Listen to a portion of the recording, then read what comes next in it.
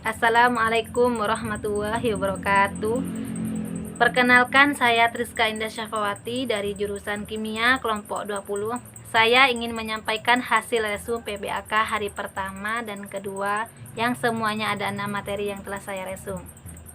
Yaitu pertama, saya akan memperkenalkan profil, visi, dan misi UIN Maulana Malik Ibrahim Malang yang disampaikan oleh Ketua Bapak Rektor UIN Maulana Malik Ibrahim Malang, yaitu Bapak Profesor Dr. Haji M. Zainuddin MA.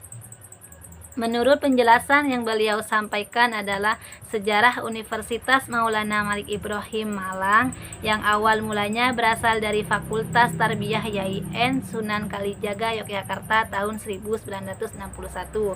Kemudian tahun 1965 itu beralih ke Surabaya, yaitu YIN Surabaya Fakultas Tarbiyah yang di Malang. Kemudian pada tahun 1997 itu YIN mendapatkan keluasan atau otoritas dari pemerintah menjadi STAIN Malang, lalu berubah menjadi UIS atau Universitas Islam Indonesia Sudan. Lalu pada tahun 2004 berubah lagi menjadi UIN Malang, tetapi masih belum mempunyai nama. Akhirnya pada tahun 2009 UIN Malang mempunyai nama, yaitu UIN Maulana Malik Ibrahim Malang, dan tidak akan berubah nama lagi. Selanjutnya, apa sih visi misi UIN Malang itu? Yaitu visi terwujudnya pendidikan tinggi integratif dalam memadukan sains dan Islam yang berprestasi internasional. Misi 1. Mencetak sarjana yang berkarakter ulul albab. Yang kedua, menghasilkan sains, teknologi, seni yang relevan dan berdaya saing tinggi. Yang ketiga, kedalaman spiritual. Yang keempat, keagungan akhlak. Yang kelima, keluasan ilmu. Yang keenam, kematangan profesional.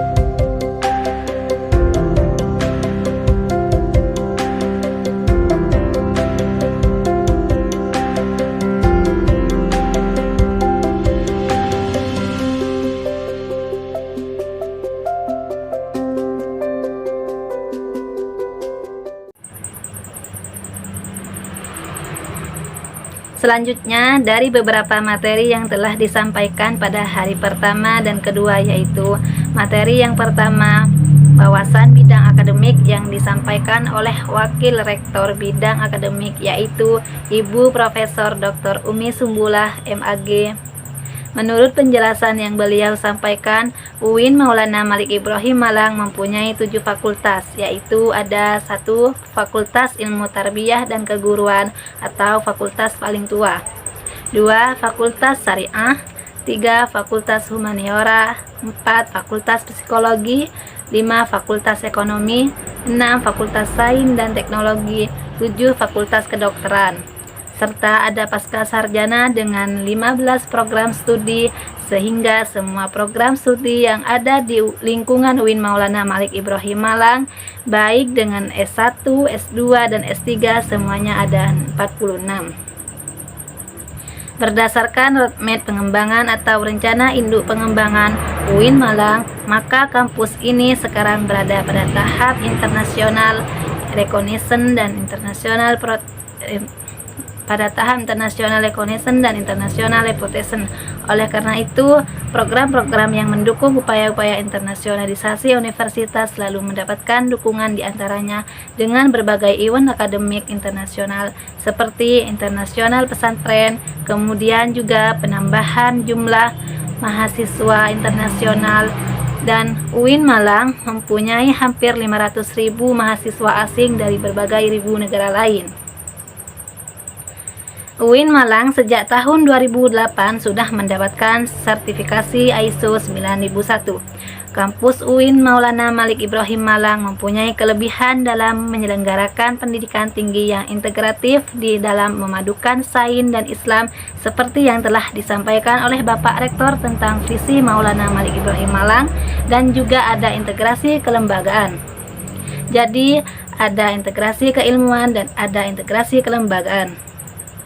Integrasi keilmuan yaitu memadukan combining antara sains dan Islam, dan integrasi kelembagaan yaitu memadukan pendidikan tinggi dan pesantren untuk membentuk karakter mahasiswa yang ulul albab. Oleh karena itu, di kampus UIN Malang ada Ma'had Al-Jami'ah sebagai pusat pengembangan karakter ulul albab, khususnya 2 pilar dari 4 pilar ulul albab, yaitu kedalaman spiritual, keagungan akhlak, keluasan ilmu, dan kematangan ilmu. 4 pilar yang harus dimiliki mahasiswa diantaranya dibentuk melalui pendidikan di Ma'had Al-Jami'ah. Dan UIN mempunyai pusat pengembangan bahasa asing, yaitu bahasa Arab, bahasa Inggris, dan bahasa Mandarin. Dan UIN Malang mempunyai rumah tahfidz Al-Quran atau HTQ, bahkan tidak kurang dari 20.000 mahasiswa lulusan UIN Malang yang hafal Al-Quran. Mereka berlatar belakang fakultas berbeda-beda. Dan yang terakhir, UIN Malang mempunyai rumah moderasi beragama yang akan mendidik kita menjadi generasi dan mahasiswa yang unggul dan moderat, toleran, dan menjunjung tinggi prinsip serta nilai keragaman, memiliki jati diri keislaman yang kuat, dan memiliki komitmen kebangsaan yang kokoh, cinta negara, cinta budaya, dan cinta keragaman yang menjadi aset dan kekayaan. Dan ada perpustakaan yang memiliki banyak koleksi buku, jurnal, info sitting baik internasional maupun nasional yang sering diakses oleh mahasiswa UIN Malang. Dan masih banyak sarana-sarana yang ada di UIN Malang, dan seluruh mahasiswa diharapkan tidak hanya memiliki prestasi akademik tetapi juga memiliki pengalaman untuk aktif di organisasi kemahasiswaan, baik organisasi intra ataupun ekstra kampus, sehingga akan mempunyai wawasan akademik dan non-akademik. Tentang sistem akademik, bahwa seluruh mahasiswa harus memprogram mata kuliah kecuali mahasiswa baru karena sudah di sistem paket, kecuali nanti pada semester 2 sampai seterusnya harus memprogram mata kuliah sendiri dan berkonsultasi pada dosen PA. Kemudian di akhir semester ada UAS dan di pertengahan ada UTS. Dan di akhir itulah mahasiswa mendapatkan KHS atau kartu hasil studi, yang di sana ada IPK dan harus mendapatkan IPK 3, karena kalau IPK-nya kecil, perolehan IPK itu akan menentukan jumlah SKS yang kamu program di semester berikutnya.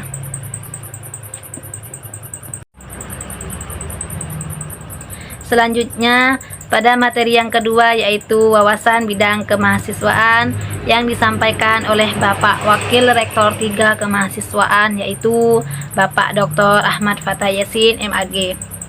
Menurut penjelasan yang beliau sampaikan, yaitu mengajak bahwa mahasiswa baru itu harus mengupayakan diri secara mental spiritual dalam mengerjakan seluruh kegiatan-kegiatan perkuliahan di kampus UIN Maulana Malik Ibrahim Malang. Dan kampus UIN Maulana Malik Ibrahim Malang otomatis berbeda dengan kampus-kampus umum lainnya, termasuk kampus ini menyediakan berbagai macam fasilitas kegiatan kemahasiswaan. Maka orang yang memiliki mental spiritual itu indikatornya ada 3, yaitu berpikir ilmiah. Mahasiswa harus melakukan mentransformasikan gaya belajar dari tingkat SLPH menuju model pola belajar di perguruan tinggi. Maka dari itu mahasiswa harus berpikir ilmiah. Berpikir ilmiah itu pada hakikatnya adalah berpikir yang selalu dilandasi dengan ilmu pengetahuan, baik ilmu pengetahuan umum maupun keagamaan, yang notabene kampus UIN yaitu kampus keagamaan. Maka yang kedua harus berpikir positif, dan juga berpikir positif selalu berperilaku positif sebagai mahasiswa. Indikatornya antara lain adalah tampil dengan ciri khas mahasiswa UIN Malang dan berbicara sopan dan bersikap sopan, dan juga termasuk cara pakaiannya yaitu harus islami. Sesungguhnya menjadi mahasiswa itu harus kreatif. Kreatif artinya selalu tampil dalam memerankan diri di tengah-tengah masyarakat dengan berbagai kemampuannya untuk bisa mengembangkan kreativitas mahasiswa. Maka mahasiswa UIN Malang difasilitasi dengan berbagai macam unit kegiatan kemahasiswaan, dan ada 18 unit kegiatan kemahasiswaan yang ada di UIN Malang untuk memfasilitasi bakat, minat, dan potensi mahasiswa. Semua unit-unit dalam rangka mengembangkan kreativitas mahasiswa baik akademik maupun non-akademik. Oleh karena itu, kampus UIN Malang mengajak mahasiswa agar berpartisipasi aktif dalam kegiatan intra-kampus atau intrakurikuler. Dan intrakurikuler yaitu ada DEMA dan SEMA.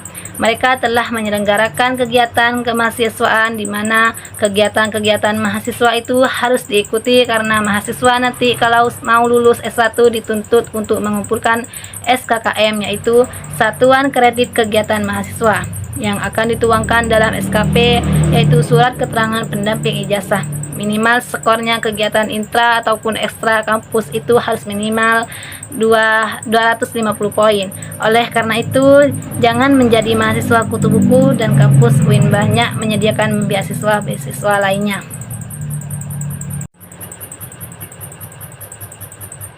Selanjutnya pada materi ketiga yaitu materi lingkup kerja Ketua Dewan Eksekutif Mahasiswa yang disampaikan oleh Ketua DEMA yaitu Kak Farhan Adi Forasadi dan Wakil Ketua DEMA yaitu Kak Ahmad Fawaid. Apa itu DEMA? Yaitu Dewan Eksekutif Mahasiswa atau DEMA merupakan organisasi intra kampus atau OMIK yang merupakan lembaga eksekutif mahasiswa di level universitas. Dan adapun fungsi DEMA yaitu yang pertama sebagai pelaksana program organisasi kemahasiswaan, yang kedua sebagai lembaga mengkoordinasikan dan menginstruksi pelaksanaan kegiatan kemahasiswaan di tingkat universitas. Dan adapun tugas DEMA yaitu melaksanakan program kerja organisasi yang sudah disepakati oleh Senat Mahasiswa. 2. Mengkomunikasi dan menginformasikan kegiatan kemahasiswaan di tingkat universitas. Yang ketiga, melaksanakan koordinasi dan sinkronisasi kegiatan kemahasiswaan. Selanjutnya, Kementerian Dema Universitas. Kegiatan kemahasiswaan ini tidak mungkin dilaksanakan sendiri-sendiri. Harus ada beberapa kementerian yang kemudian menjabarkan, menerjemahkan keinginan-keinginan kita di Dewan Eksekutif Mahasiswa agar semua yang dimaksudkan sebagai upaya pengembangan soft skill dari mahasiswa UIN Malang ada 6 kementerian. Yang pertama, Kementerian Dalam Negeri. Yang kedua, Kementerian Luar Negeri. Yang ketiga, Kementerian Sosial, Hukum, dan Politik. Yang keempat, Kementerian Agama. Yang kelima, Kementerian Pengembangan dan Kreativitas. Yang keenam, Kementerian Komunikasi dan Informasi. Selanjutnya, struktur pengurus Dema, yaitu yang pertama ketua, yang kedua wakil ketua, yang ketiga sekretaris, yang keempat bendahara, yang kelima Kementerian Dalam Negeri sekretaris, yang keenam Kementerian Luar Negeri sekretaris, yang ketujuh Kementerian Sosial, Hukum, dan Politik sekretaris, yang kedelapan Kementerian Pengembangan dan Kreativitas, yang kesembilan Kementerian Agama, yang kesepuluh Kementerian Komunikasi dan Informasi, yang ke-11 anggota. Dan selanjutnya materi yang keempat yaitu lingkup kerja Ketua Senat Eksekutif Mahasiswa atau SEMA yang disampaikan oleh Ketua yaitu Kak Muhammad Adi Fanani, Sekretaris yaitu Kak Manarul Ilmi. Senat Mahasiswa adalah organisasi mahasiswa di UIN Malang yang berperan sebagai lembaga legislatif yang mengkoordinasikan Dema, UKM, dan HMJ lebih di balik layar. Selanjutnya visi yaitu terwujudnya Senat Mahasiswa Universitas sebagai lembaga legislatif, transformatif, kolaboratif, progresif berdasarkan asas kebersamaan dari keluarga serta menjunjung tinggi profesionalitas. Selanjutnya fungsinya yaitu advokasi. Ada kendala ini untuk menyampaikan kendala-kendala legislasi, pengawasan, penganggaran. Tugasnya yaitu mengawasi dan mengontrol Dema Universitas. Yang kedua, memberikan persetujuan setiap kegiatan yang akan dilaksanakan oleh Dema Universitas. Yang ketiga, memberikan pengesahan setiap laporan pertanggungjawaban setelah selesai agenda tersebut. Yang keempat, memfasilitasi aspirasi mahasiswa kepada pihak-pihak yang bersangkutan.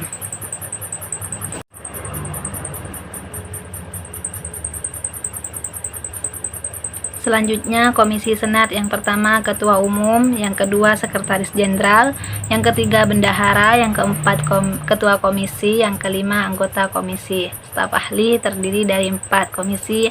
Yang pertama Komisi A yaitu Komisi Advokasi dan Hukum, yang kedua Komisi B yaitu Komisi Organisasi dan Kemahasiswaan, yang ketiga Komisi C yaitu Administrasi dan Keuangan, yang keempat Komisi D yaitu Informasi dan Komunikasi.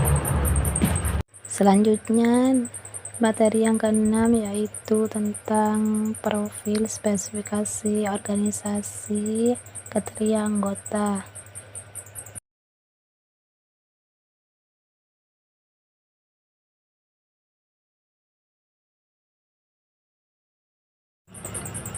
Mungkin itu saja yang dapat saya sampaikan, kurang lebihnya mohon maaf. Wassalamualaikum warahmatullahi wabarakatuh.